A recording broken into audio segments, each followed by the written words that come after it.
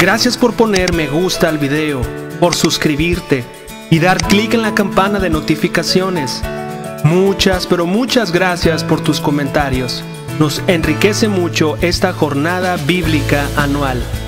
Muchos versículos bíblicos confirman claramente el poder que tiene la palabra de Dios. Hebreos capítulo 4, verso 12 dice lo siguiente: pues la palabra de Dios es viva y poderosa. Es más cortante que cualquier espada de dos filos.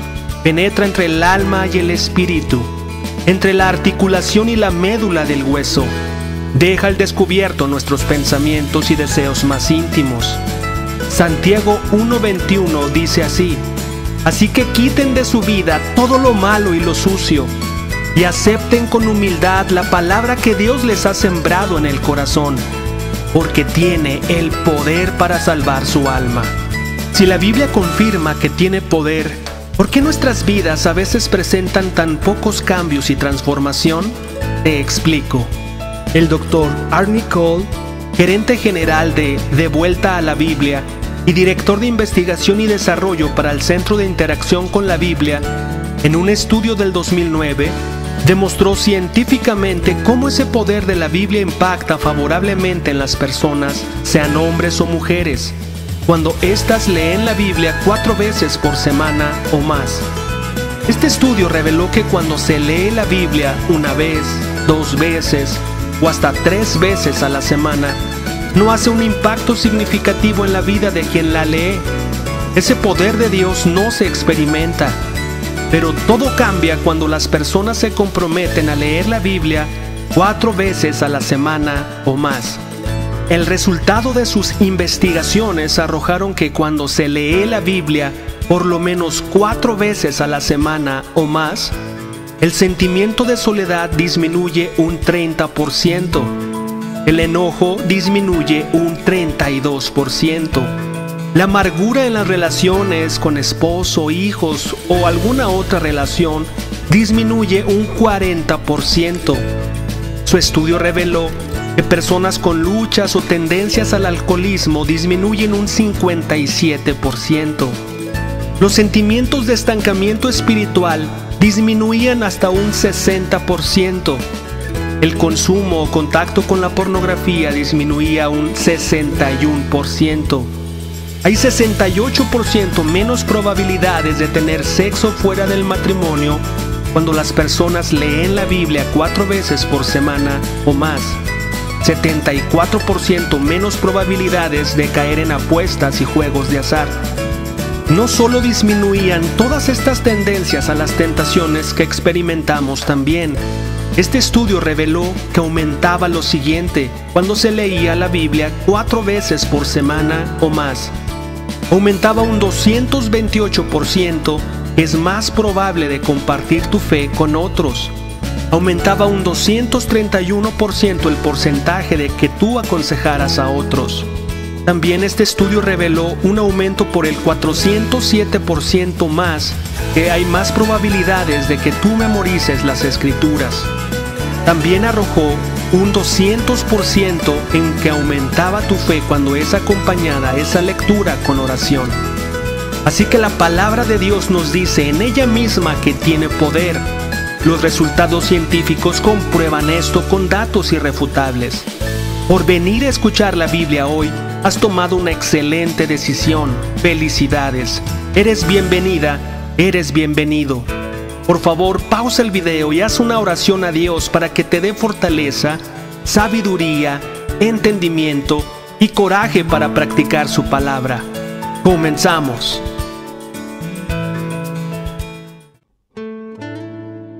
Segundo libro de Crónicas, capítulo 9.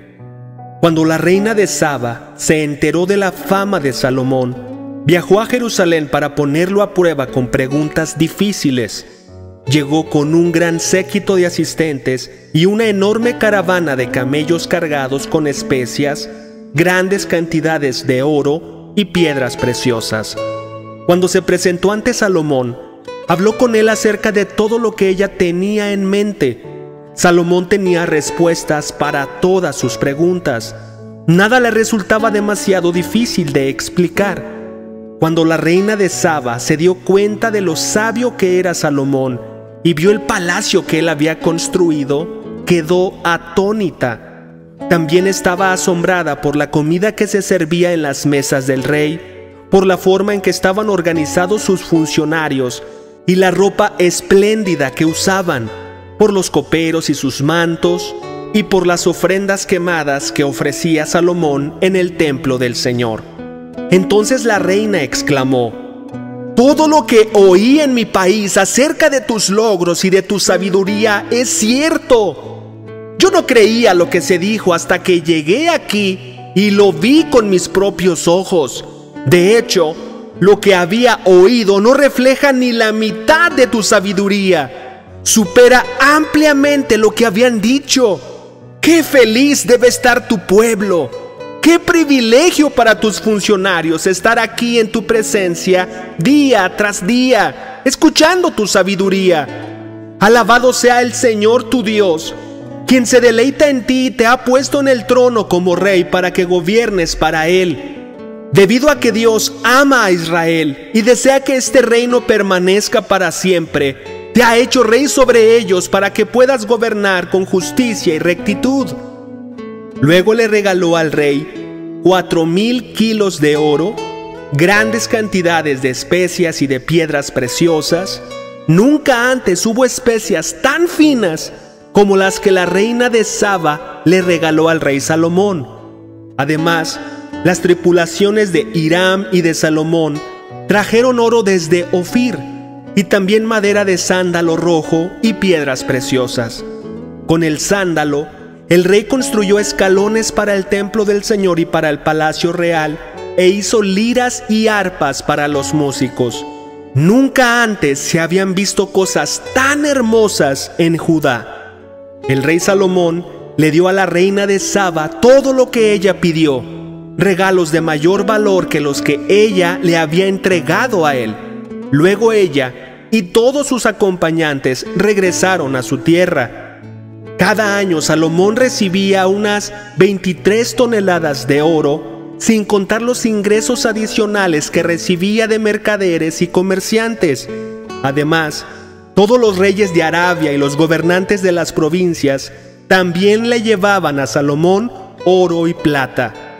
El rey Salomón fabricó 200 escudos grandes de oro labrado a martillo. Cada uno pesaba casi 7 kilos. También hizo 300 escudos más pequeños de oro labrado a martillo. Cada uno pesaba 3,5 kilos. El rey colocó los escudos en el palacio del bosque del Líbano. Luego el rey hizo un gran trono decorado con marfil y revestido de oro puro. El trono tenía 6 escalones y un estrado de oro. A cada lado del asiento había apoyabrazos, y a cada lado del trono había una figura de león de pie. Había también otros 12 leones, uno en cada extremo de los 6 escalones. No había trono en todo el mundo que pudiera compararse con el de Salomón. Todas las copas del rey Salomón eran de oro macizo, igual que todos los utensilios en el palacio del bosque del Líbano. No estaban hechos de plata, porque en los tiempos de Salomón la plata no se consideraba de valor. El rey tenía una flota de barcos mercantes de Tarsis tripulada por marineros enviados por Hiram. Una vez cada 3 años, los barcos regresaban cargados de oro, plata, marfil, simios y pavos reales. De modo que Salomón llegó a ser más rico y más sabio que cualquier otro rey de la tierra. Reyes de todas las naciones lo visitaban para consultarlo y escuchar la sabiduría que Dios le había dado. Año tras año, cada visitante le llevaba regalos de plata y oro, ropa, armas, especias, caballos y mulas. Salomón tenía 4,000 establos para sus caballos y carros de guerra y 12,000 caballos. Los colocó en las ciudades designadas para guardar los carros y también cerca de él en Jerusalén. Gobernaba a todos los reyes desde el río Éufrates en el norte hasta la tierra de los filisteos y la frontera con Egipto en el sur. El rey hizo que que en Jerusalén la plata fuera tan abundante como las piedras. Además, la valiosa madera de cedro era tan común como la higuera sicómoro que crece en las colinas de Judá. Los caballos de Salomón se importaban de Egipto y de muchos otros países. Los demás acontecimientos del reinado de Salomón, desde el principio hasta el fin, están registrados en el registro del profeta Natán, en la profecía de Ahías de Silo y también en las visiones de Ido, el vidente, acerca de Jeroboam, hijo de Nabat. Salomón gobernó en Jerusalén a todo Israel durante 40 años. Cuando murió, lo enterraron en la ciudad de David, la cual llevaba ese nombre por su padre. Luego su hijo, Roboam, lo sucedió en el trono. Segundo libro de Crónicas, capítulo 10. Roboam fue a Siquem, donde todo Israel se había reunido para proclamarlo rey. Cuando Jeroboam, hijo de Nabat, se enteró de esto, regresó de Egipto, donde había huido para escapar del rey Salomón. Entonces los líderes de Israel mandaron a llamar a Jeroboam, y él, junto con todo Israel, fueron a hablar con Roboam. «Su padre fue un amo muy duro», le dijeron. «Alivie los trabajos tan pesados y los impuestos tan altos que su padre impuso sobre nosotros. Entonces seremos sus leales súbditos». Roboam les respondió: «Regresen en 3 días y les daré una respuesta». Entonces el pueblo se retiró. Después el rey Roboam consultó el asunto con los ancianos que habían sido consejeros de su padre Salomón. «¿Qué me aconsejan ustedes?», les preguntó. «¿Cómo debo responder a este pueblo?». Los consejeros ancianos contestaron: «Si se muestra bondadoso con este pueblo y hace todo lo posible por complacerlos y darles una respuesta favorable, ellos siempre serán sus leales súbditos». Sin embargo, Roboam rechazó el consejo de los ancianos y pidió, en cambio, la opinión de los jóvenes que se habían criado con él y que ahora eran sus consejeros. «¿Qué me aconsejan ustedes?», les preguntó. «¿Cómo debo responder a esta gente que me pide que alivie las cargas que impuso mi padre?».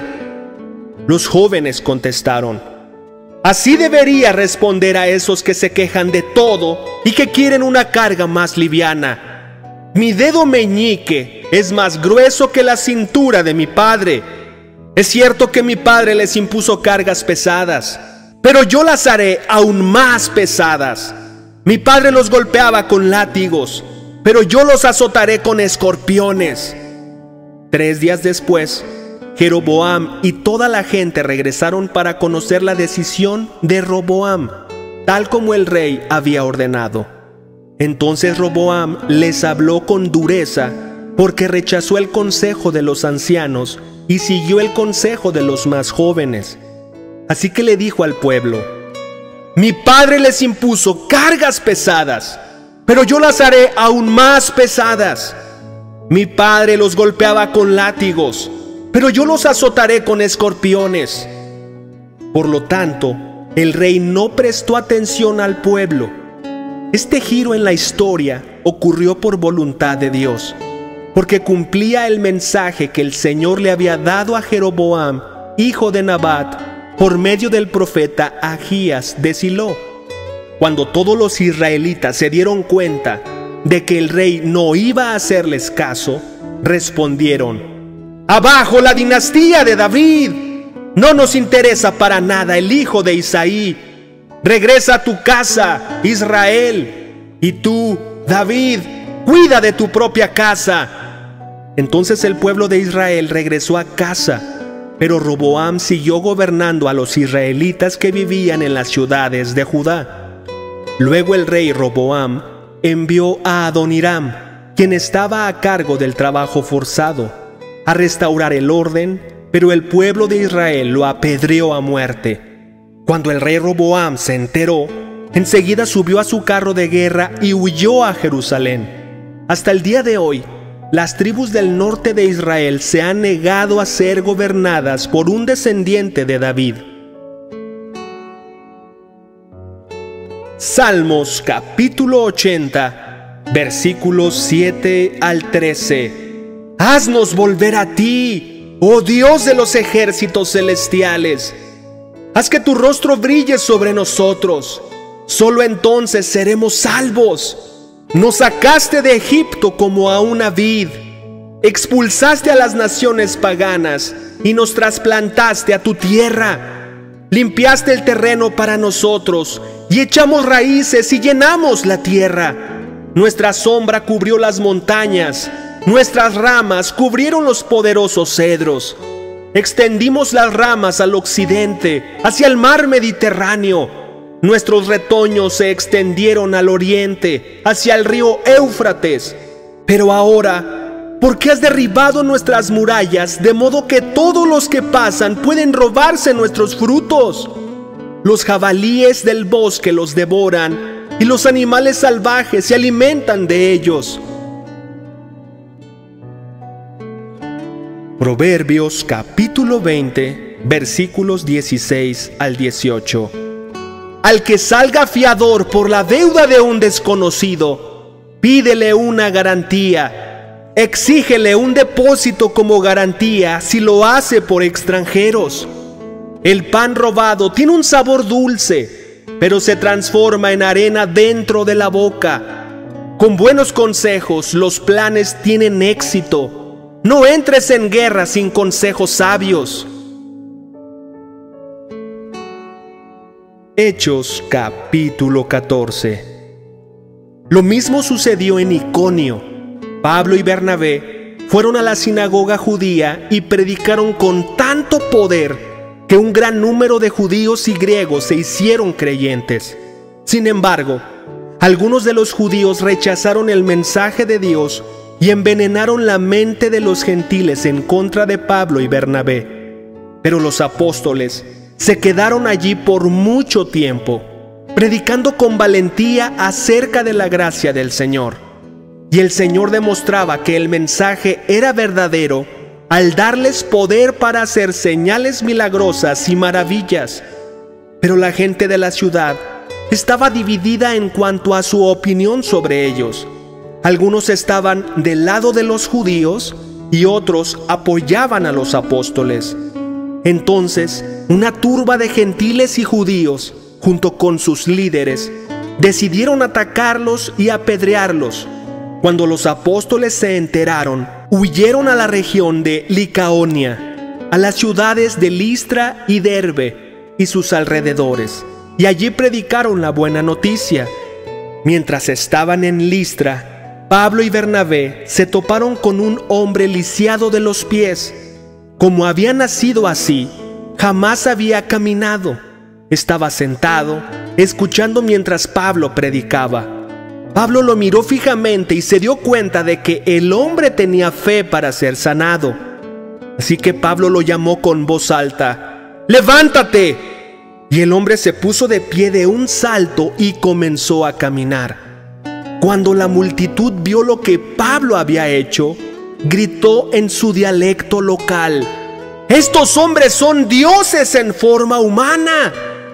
Decidieron que Bernabé era el dios griego Zeus y que Pablo era Hermes por ser el orador principal. El templo de Zeus estaba situado justo fuera de la ciudad.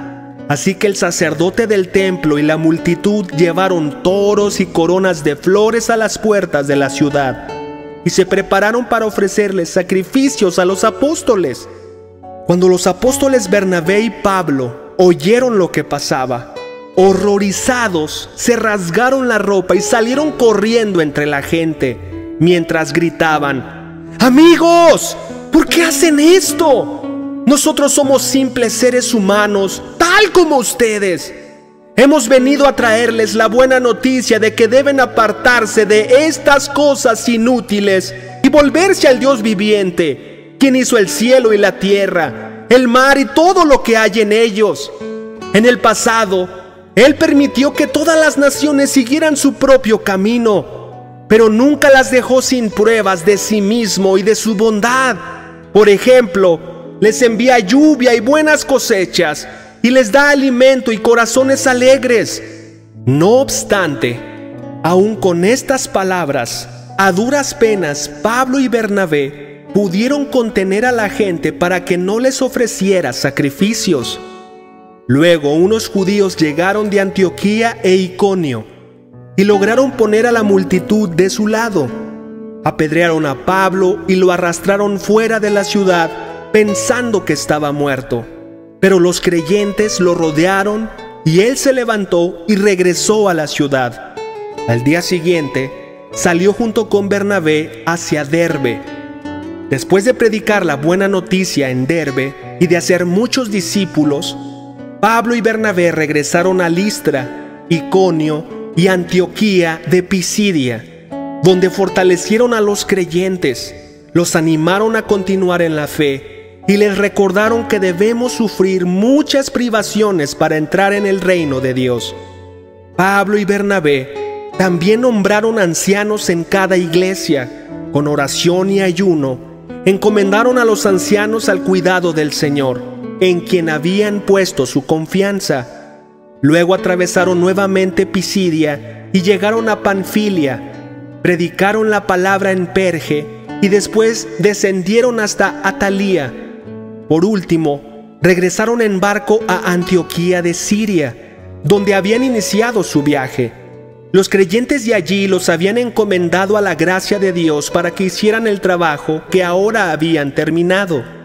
Una vez que llegaron a Antioquía, reunieron a la iglesia y le informaron todo lo que Dios había hecho por medio de ellos y cómo Él también había abierto la puerta de la fe a los gentiles. Y se quedaron allí con los creyentes por mucho tiempo.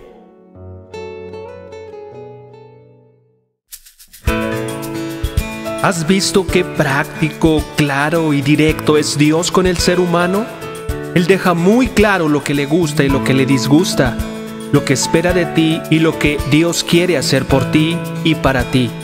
Pongo a tu disposición una increíble enseñanza de 9 principios básicos para que tú adquieras una relación con Dios de manera personal, para que tú mismo o tú misma puedas encontrar las respuestas a tus inquietudes a través de la Biblia. Hay veces que no sabemos cómo buscar o por dónde empezar. Solo sabemos que queremos tener un encuentro verdadero y real con Dios. Muchas veces le decimos: Dios, ¿existes? Quiero conocerte. Esta increíble enseñanza de los 9 principios básicos fueron la respuesta para mí y serán la respuesta para ti. Esta enseñanza es presencial o virtual. Yo estoy en Guadalajara, pero tengo amigos por todo México y amigos por todo el mundo que estarían encantados de enseñarte estos 9 principios básicos. Es de manera personal porque es a tu ritmo, es respondiendo a tus dudas, no las de otro, tratando específicamente áreas de tu vida y de tu corazón. Solo necesitas tu Biblia, tiempo y las ganas de tener un encuentro con Dios. Es totalmente gratuito. Tenemos que dar de gracia lo que hemos recibido de gracia. Déjame tus datos para contactarnos contigo al correo queremosresponderte@gmail.com y con gusto te explico cómo podemos empezar y dar el siguiente paso. El correo está indicado en la caja de comentarios. Nos vemos mañana. Bendiciones.